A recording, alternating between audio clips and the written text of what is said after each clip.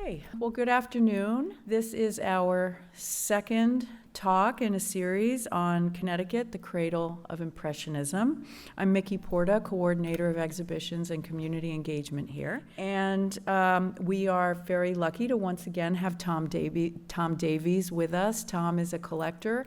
He also advised us and loaned paintings for the current exhibition that's in the gallery. It's called Impressionism Then and Now, and it was curated by Dimitri Wright. Tom, in addition to loaning the paintings and helping us with the show, agreed to help extend the learning by giving 3 talks. So 2 weeks ago, we learned about Cos Cob and Silver Mine. Last week, we had to cancel due to illness. That will be postponed, and I'll tell you about that in a minute. And today, we are learning about Mystic and Kent. So last week's talk was due to have been about Westport and Old Lyme. We will be having that talk next week on Wednesday, June 18th, same time, 1 p.m.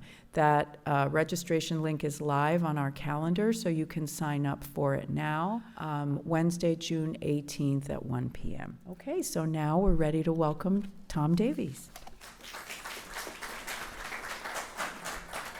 Thank you, Mickey. It's been suggested to me that when the talk is over, we're going to pass the hat around for contributions to expand the parking lot.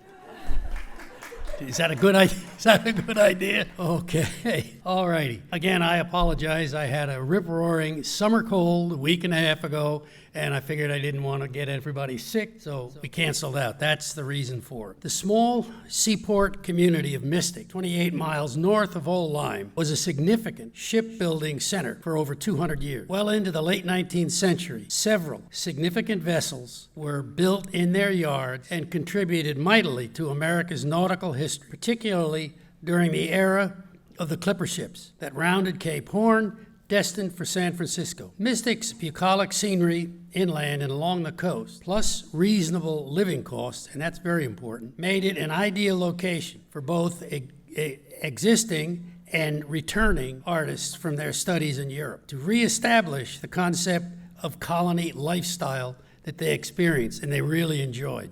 Matter of fact, a lot of people think it was as much to their development as the teaching and learning that they did as artists. The community's livelihood of shipbuilding and fishing and farming changed with the arrival of Charles Harold Davis in 1891. After a decade in France, his presence in Mystic attracted an ever-growing number of artists. Some became permanent residents, others remained for short stays at a time. In just a few years after his arrival, so many artists had flocked into the area that a writer observed, quote, easels could be seen along the banks of the Mystic River. It's often overlooked, but Davis's arrival in Mystic predates Henry Ward Ranger's arrival in Old Lyme by 7 years. By 1914, the Mystic Art Association was established and its first exhibition was held. Charles Harold Davis's earliest work was as a carriage maker. The generous owner that he worked for saw in this 18-year-old boy his talent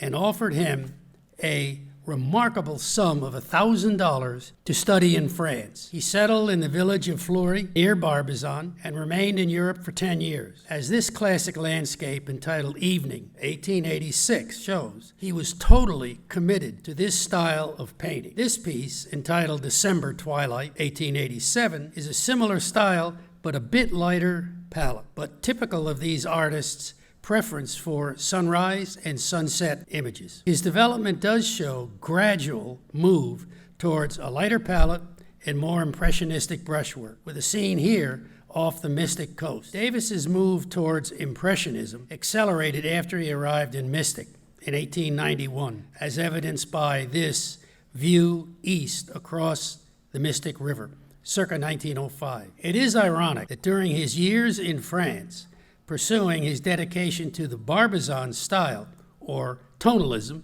as we call it in this country, the major French Impressionists were painting and exhibiting all around him, and he seems to have taken little interest and little notice in their work. During the 1890s and later, he painted a number of Impressionist work which became known as his sky painting, and they were, to a very considerable degree, became kind of his trademark. This is circa 1921. Low horizon, blowing clouds, brilliant blue skies. They were his signature work. In later years, you saw even bigger examples than this. Impressionism, which is brilliantly shown in this featured piece, which is on exhibit over there, is a major work entitled A View to the River Autumn. A close look will reveal below the leaves, on the lower right side, is water, likely the Mystic River. Davis was an exhibitor in the groundbreaking 1913 Armory Show. His picture is of Charles Harold Davis towards the end of his nearly 60-year journey to arrive at his mature voice as an artist. Now, today, we would like to think of ourselves as flexible. We're willing to relocate and move to wherever our career takes us. But consider this, the 19th century artist, David Walkley, his travel, in addition to study in Europe, included Philadelphia, Cleveland, Pittsburgh, New York, Cascade, Port Chester, Falls Village, New London, all places where he lived and worked. Walkley concluded around 1900, while residing in New London, the rents were too high. So the legend has it that he rented a sailboat and sailed up and down the Connecticut shoreline. He saw a mystic and said, "I like that," and he settled there for an extended period. Walkley went through two very distinct phases in his art. At the beginning of the 1890s, Walkley's career underwent a dramatic change from his mid-19th century genre painting of great detail and precision, like this work entitled The Country Romance. His skill brilliantly captured the public's mid to late 19th century desire for genre scenes, like this mother and child image in a natural outdoor setting. Reaching for a Butterfly is the title. His composition reflects the French Barbizon teaching that common folk are desirable subjects to paint. Picking Flowers also adheres to this belief. A lovely young girl in an outdoor, natural setting, executed with great skill. As the demand for Impressionist work increased during the later 1890s, Walkley displayed a very keen sense of the public's evolving tastes, and he adapted to it. Many artists didn't, and they usually paid a penalty for it. Works like The Fall Shoreline, Hornburg Cove Road, 1910, addresses this change towards a tonalist/impressionist style of painting. Figure on a Bridge shows Walkley adopting the tonalist palette, but with impressionist brushwork. Again, we see the Barbizon influence in this direct reference to the landscape surrounding Mystic entitled Pasture to Old Mystic. Walkley takes full advantage of Mystic's seaport location in this complex composition entitled The Boathouse. Clearly, by the turn of the century and the rise of Impressionism, wilderness is a thing of the past, and landscape artists preferred to reflect the life and activity of those who lived on the land rather than just the land itself. These scenes were still projecting a rural environment, but rural under man's control. The land was the owner's, and it provided whatever the owner sought to develop. This is a scene of a Connecticut farmer, cart farmer, draft animals, and of course, the signature Connecticut stone fence, entitled Mystic Farm. Again, that piece is over there on the table. This is perhaps the closest that Walkley really gets to full-blown Impressionism. High-key, lush, spontaneous brushwork, but still elements of tonalism and a more reserved palette. This piece by David Walkley shows a father leading his very young daughter down a path towards a harbor. Walkley's bio material mentions he frequently made use of his daughters as models in his painting. Even the posture of the father reflects a parent's care and loving. In my mind, it is the artist and his daughter without question. Charles Harold Davis was the dominant influence among the Mystic artists. Of course, many of the artists who painted in Mystic scenes resided in nearby towns. Julian Joseph was a close friend of Davis's and exhibited for many years at the Mystic Art Association. This piece, entitled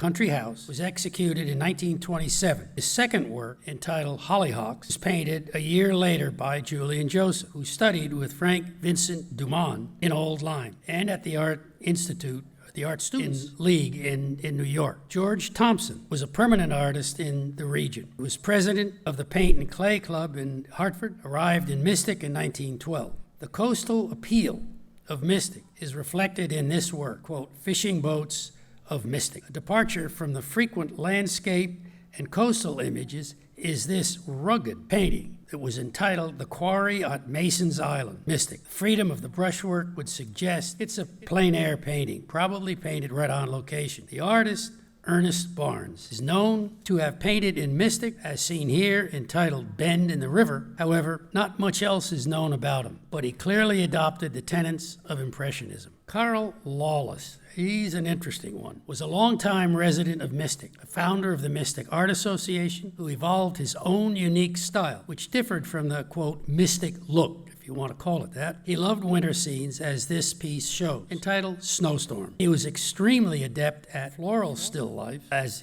achieved in this somewhat hallucinatory painting entitled Brocade. Carl Lawless is an artist that is receiving a lot more closely study about his work in these past few years. Moving on to Kent. A lot of interesting stuff here. The major thing the 5 colonies that we'll be looking at have in common, they're all coastal, and we pretty much know where they're located. Not necessarily the case with the only inland Impressionist art colony in Connecticut. This is a simple map, the northwest corner of the state, and the Litchfield Hills. Defining features are the Housatonic River, wandering its way northward. For the artists, the railroad tracks that follows the river, facilitating the artists making contact in large cities to sell their work. I've marked this on the map. Also, the development of the Kent Art Colony in the Litchfield Hills traveled northward into Massachusetts, where it's called the Berkshires. They're called the Berkshires. During the 19th and early 20th century, the major occupation was farming. The first artists, as early as 1789, were portrait painters. The incredible beauty of this region, small villages, stone walls, split rail fences, forested rolling hills, began attracting professional landscape artists like Jasper Cropsey in 1845 with this piece entitled Shattuck Mountain, and this from his pupil David Johnson, entitled West Cornwall. Between 1845 and 1875, scores of Hudson River artists traveled and worked in this largely unspoiled part of the state. Many either resided all summer or they took lengthy painting trips. The next wave, post-1880, were the Barbizon-trained artists, like this piece by Ben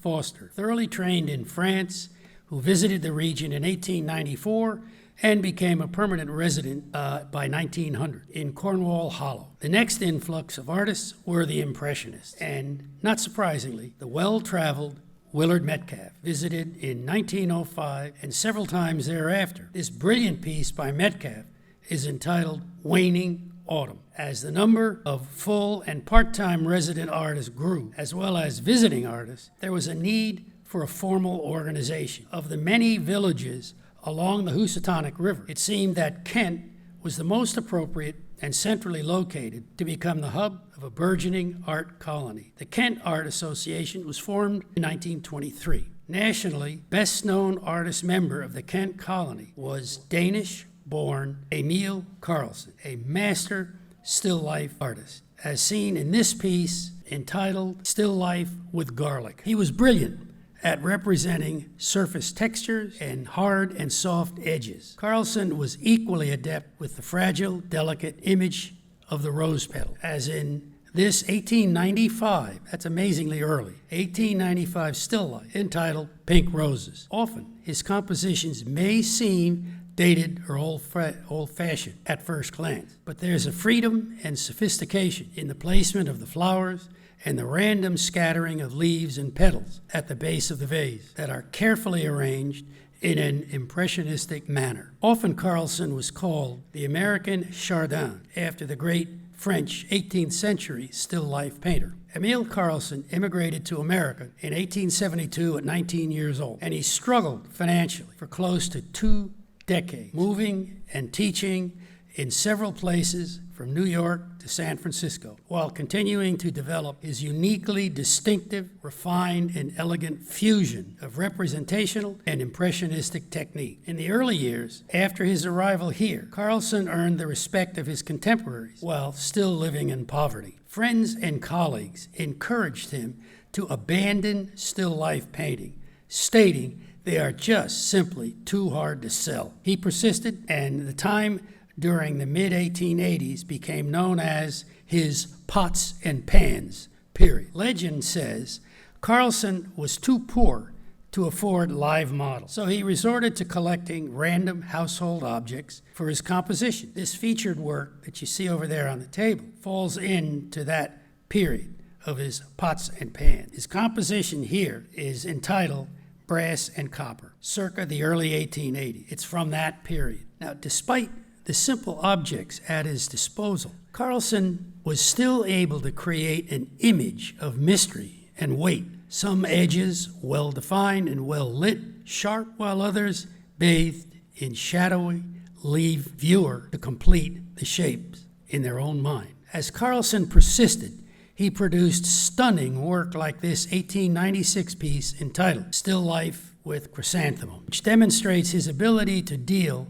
with strong and contrasting colors, white surrounded by red. A year later, in 1897, he combines two seemingly unrelated objects. Red reflections highlights his extraordinary ability to handle brass and its complex light reflections. I believe that the brass pitcher is the same object that appears in the featured piece on the table, because he used these things over and over again. As Carlsen's unique style evolved, he developed a deep fascination for Chinese objects in his compositions. Blue and White Jar was painted in 1910. Here he departed from his frequent use of dark, shadowy backgrounds in favor of this stunning imperial yellow offset the array of porcelain objects. For several summers, Carlsen resided in the J. Alden Weir's cottage in Wilton, Connecticut, which, he said, fueled his love for the rural landscape and the outdoors. One of many stories surrounding him alleges that in 1905, Carlsen intended to board a train for Old Lyme and mistakenly got on the wrong train and ended up in Falls Village. But they say, content with what he saw, Carlsen decided simply to stay there and make it his home. By this time, 1905, he was well established and recognized as a major painter of still life subjects. He established a studio in New York for the winter months, with the summer staying in Falls Village. His New York studio facilitated a long-lasting friendship with Childe Hassam and Willard Metcalf, who eventually dubbed him, I love this, the Dane of American art. Up to now, we've only discussed Emil Carlsen as a still life artist. He actually was and wanted to be thought of as both a landscape and marine painter as well. In fact, it's believed that while he was summering in Falls Village, he probably painted more landscapes than anything else, like his still lifes. His landscapes were distinct, unique. They were about design and surface texture. He wasn't interested in specific locations or panoramic vistas. This hillside, and remember the region was Litchfield Hills, scene is moderately forested, which is about the extreme that he would take as landscapes. The exception to these observations is this work entitled Weir's Place in Wyndham, a rare example where he included structures in his composition. Clearly, this is a reflection of his friendships with J. Alden Weir. This piece, entitled Early October, 1923, is more typical of his landscapes, emphasizing a vertical composition achieved through the placement of the trees. Carlsen's approach to marine painting was often ethereal, imaginative. Most of the recognized marine painters of the day were very realistic in their efforts to try and recreate the constant motion and movement of waves. Carlsen tended to shy away from the typical rolling surf pictures. Instead, he would include a dramatic element like this entitled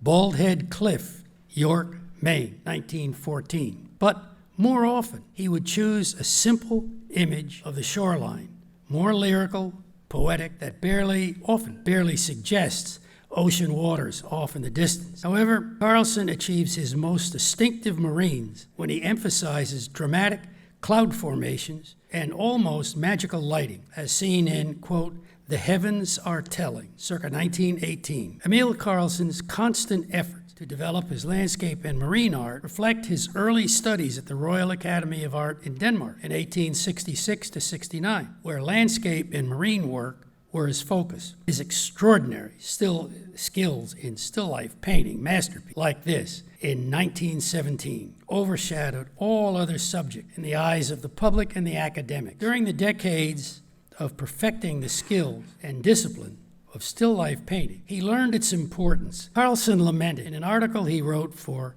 Palette and Bench in 1908, quote, still life is considered of small importance in art schools, yet it's the simplest and most thorough way of acquiring all the knowledge of the craft of painting and drawing. The study of inanimate objects, still life painting, the very surest road to absolute mastery over all the technical difficulties. It's a mouthful, but interesting. His continued fascination with Chinese objects is demonstrated in this masterpiece entitled Ming Vases, 1931. A year before his death, a wonderful quote I saw read, quote, today's scholars credit Emil Carlsen with giving dignity to still life painting. George Lawrence Nelson, 1887 to 1978, seen here at his easel, was a talented, well-trained artist who, based on written accounts of his life, was a fine man and lived the life he sought. As an aspiring portrait painter, he underwent very rigorous training in Europe, achieving full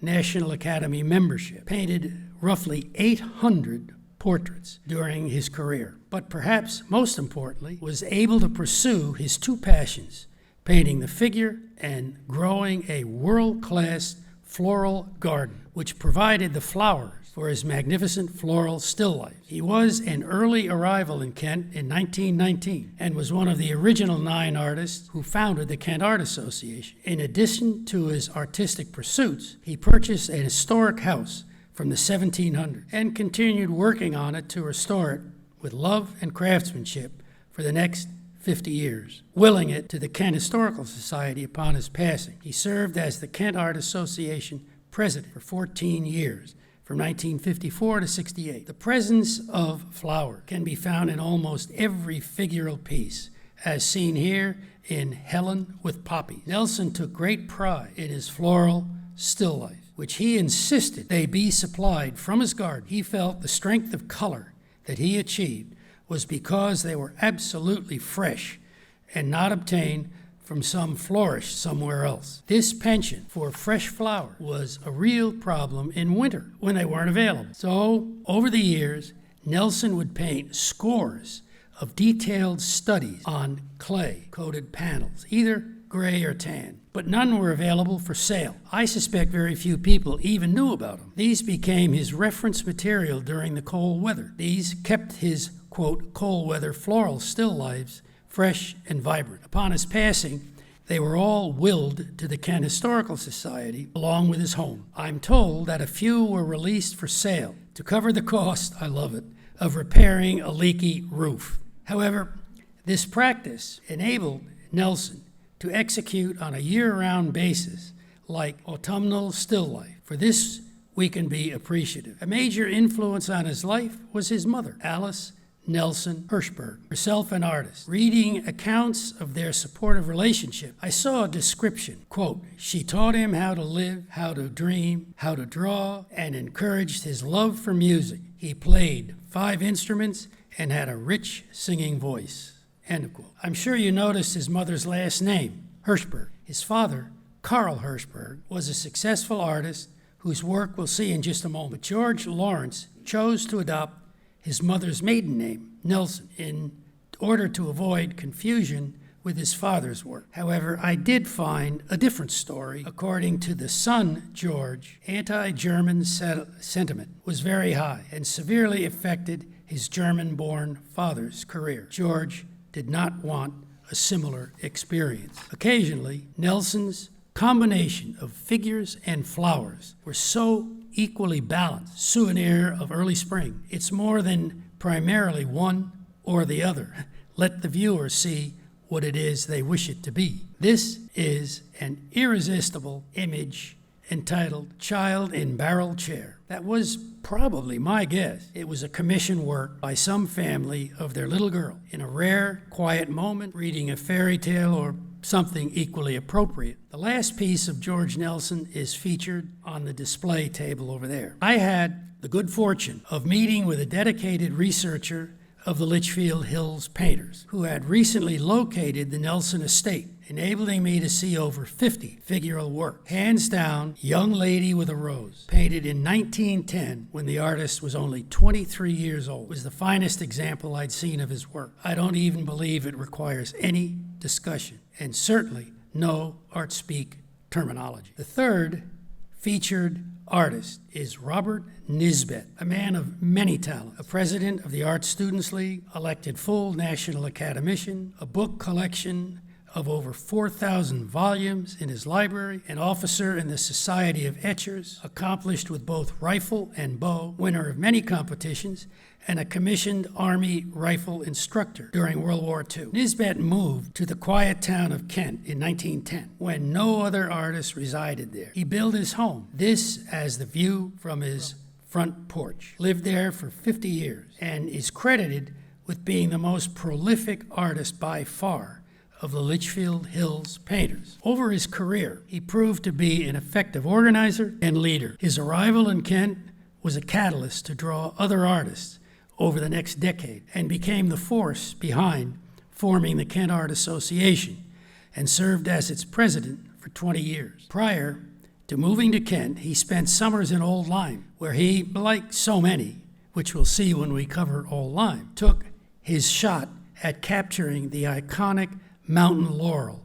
our state's flag. His years in Kent enabled him to capture the changing seasons, as seen in the height of autumn and golden yellow trees. Connecticut's summers are all about green, lush trees, bushes, and foliage, as captured in, quote, A Glimpse of the Lake. At this time, winters in the northeast or the northwest part of Connecticut were harsh. Many roads were not paved and almost none plowed. Walking through hip-deep snow was not a lot of fun. Many of the Litchfield artists would retreat to their studios in New York. As a year-rounder resident, Nisbet always claimed they missed winter, the most wonderful season for an impressionist landscape painter. Snowy hillside certainly implies an artist who will trudge through the snow, painting materials in tow, to paint a scene of fresh fallen snow undisturbed by man. Nisbet devoted considerable effort to etching and earned numerous accolades with this medium. This piece is entitled,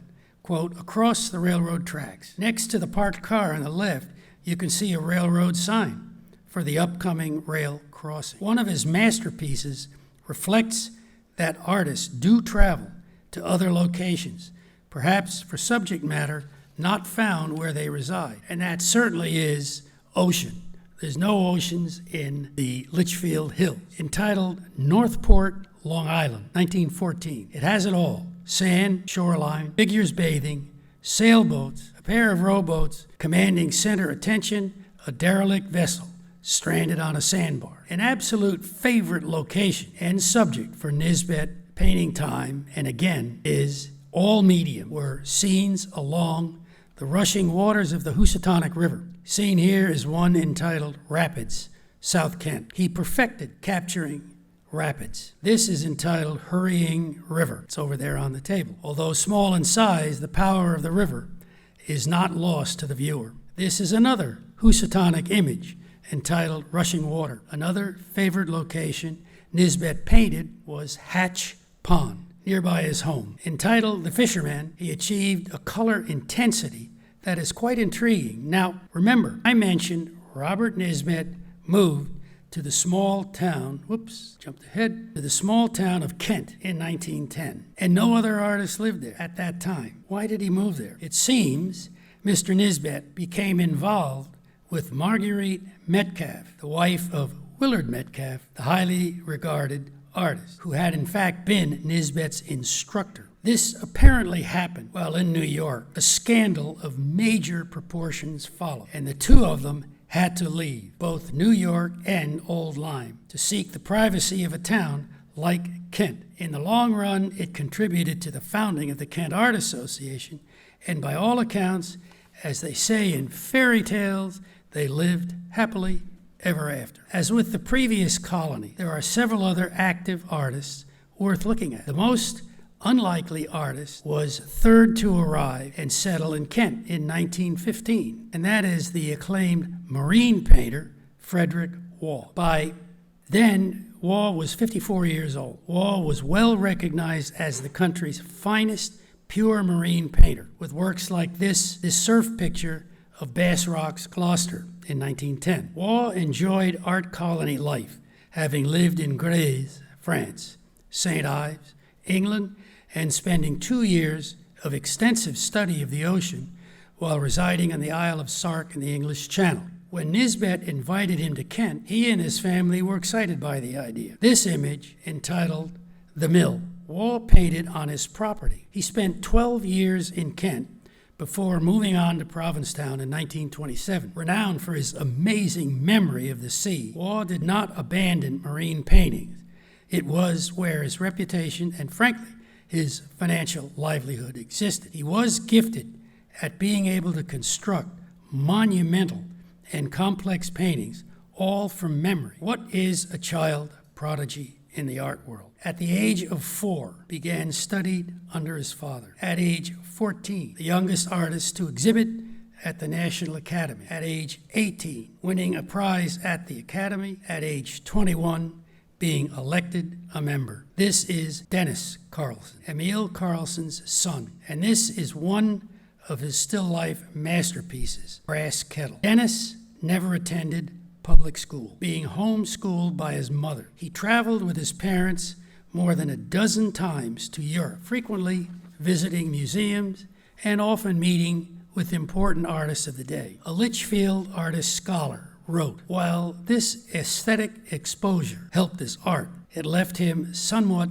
unprepared to deal with experiences outside artistic circles." After his father passed away in 1932, in New York, studio was closed, and Dennis moved permanently back to Falls Village for the remaining 34 years of his life. It seems his work gradually slipped from the public's eye. This masterpiece, entitled Bronze and Copper, was painted when he was 25 years old and was exhibited in 7 major national venues, garnering several awards. Yet in 2003, when the Mattituck Museum was planning a major exhibition of the Litchfield artists, the museum director kept ignoring the advice of the consultant scholar to include Dennis Carlsen in this piece. Only after seeing it in our own home did she exclaim, "I didn't know he was that good," and included it in a very prominent location in the exhibit. Carl Hirschberg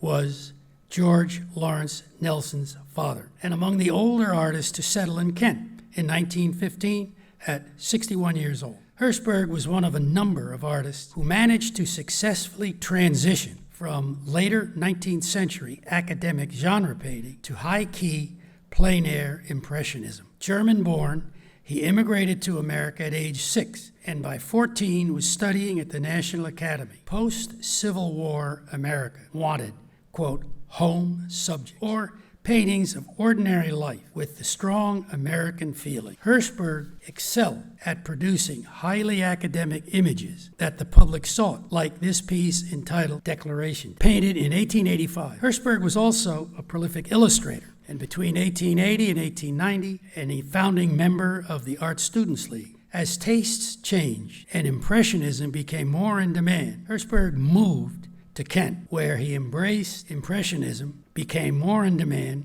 and he moved there. And he began producing brilliant works like this, entitled Mill at Kent. His transition was quite remarkable. While in Kent, he taught classes in plein-air painting and took along a model so that the students could incorporate a figure in their impressionistic landscapes. Under the Birches is a wonderful example at how thoroughly Carl Hirschberg adopted the new style of Impressionism. In 1910, Lillian Ghent. In her mid-30s and well-established in the art world, bought a fairly secluded 60-acre farm overlooking the Housatonic River. She called her property Hermitville, reflecting her desire for privacy as she pursued her primary interest, female figures, works in a natural landscape setting, quite often nudes, so I understand why she wanted privacy. This strong impressionistic work was painted on the porch of her home, entitled Summer Afternoon. Few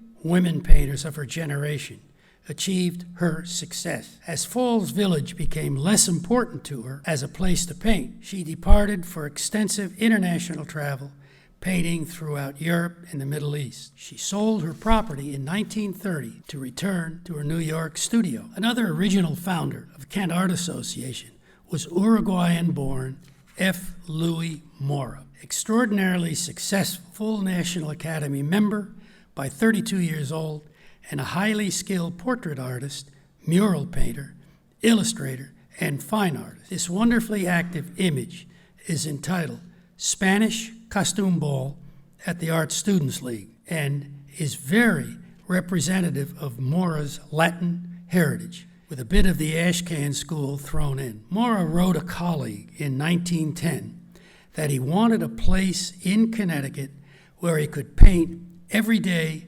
outdoor life, which you can't do in a New York studio. After a visit to Lillian Ghent, who we just discussed, he decided he liked the Housatonic Valley and ultimately settled on a 60-acre plot in Gaylordsville. He and his wife lived in a tent while his house was being built. Mora's choice of subject was broad and eclectic. He painted throughout Mexico, Spain, and genre scenes to formal portraits, as well as scenes like this on a New York subway. He executed a number of murals. He painted numerous images of children and scenes of city living. But Winter Race seems to be exactly what he was seeking in the Litchfield Hills, and most definitely something not to be found in New York City. Thank you all. You have now seen 2 of the 6 Thank you very much, Tom. real characters that lived there. You're welcome indeed.